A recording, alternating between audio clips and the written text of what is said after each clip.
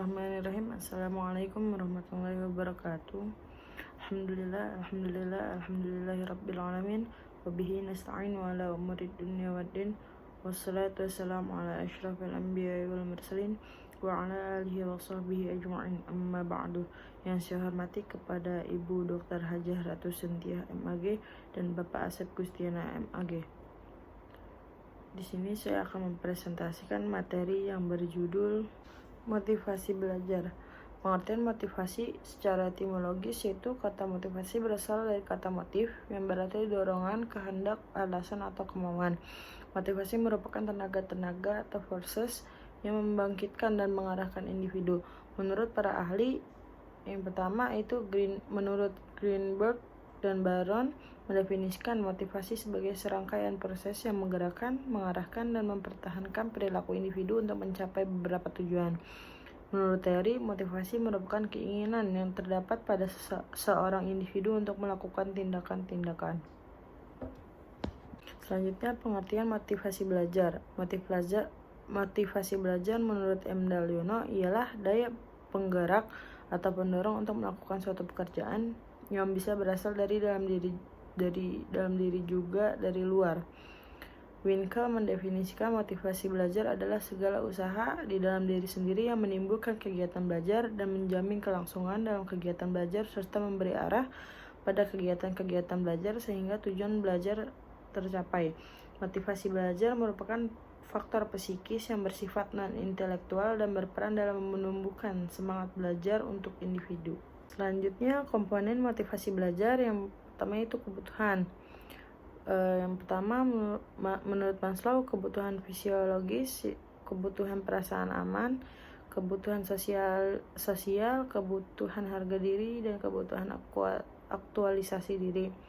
Menurut McClelland, kebutuhan kekuasaan, kebutuhan berafiliasi, dan kebutuhan berprestasi. Selanjutnya, menurut Frederick Herzberg, yaitu kebutuhan menutup kekurangan, kebutuhan pengembangan. Selanjutnya, dorongan atau tingkah laku, yaitu komponen dorongan atau tingkah laku merupakan kekuatan mental yang berorientasi pada pemenuhan pencapaian tujuan atau tingkah laku yang digunakan sebagai cara atau alat agar suatu tujuan bisa tercapai. Tujuannya itu berfungsi untuk memotivasikan tingkah laku. Tujuan ialah hal yang ingin dicapai dalam mengarahkan tingkah perilaku. Selanjutnya, jenis-jenis motivasi belajar. Yang pertama, motivasi primer dan motivasi sekunder.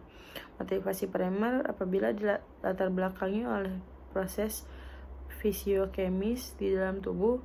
Motivasi sekunder adalah suatu motif yang tidak langsung pada keadaan organisme individu. Selanjutnya, motivasi tunggal dan motivasi bergabung. Menurut Handoko 1992 menyebut motif bergabung ini sebagai motif kompleks, motif kegiatan-kegiatan kita bisa merupakan motif tunggal atau motif bergabung. Selanjutnya, motif intristik dan motivasi ekstrinsik. Motivasi intristik yaitu motivatif yang dapat berfungsi tanpa harus dirangsang dari luar. Kalau motivasi ekstrinsik adalah motif-motif yang berfungsi karena ada perangsang dari luar. Selanjutnya, motivasi mendekat dan motivasi menjauh.